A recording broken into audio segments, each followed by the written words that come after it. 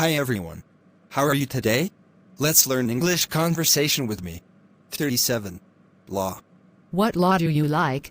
I like the traffic law of wearing the helmet when traveling by motorbike. Is that an international law? Yes, people around the world follow this law. When was it issued? I'm not quite sure, but I guess a long time ago. Who told you that law? I learned it at school. Is it easy to follow that law? Yes, it is. It doesn't cause any inconvenience at all. What do you think about that law? The traffic law is so necessary for traffic participants when they're on the road. What benefit can you get from following that law? It may keep me safe from traffic accidents. Why should people obey the law strictly? Following law is a good way to protect themselves as well as others. What can be done to encourage people to follow the law? Obeying law is people's responsibility. If they against the law, they'll put themselves in trouble. Thank you for watching my videos.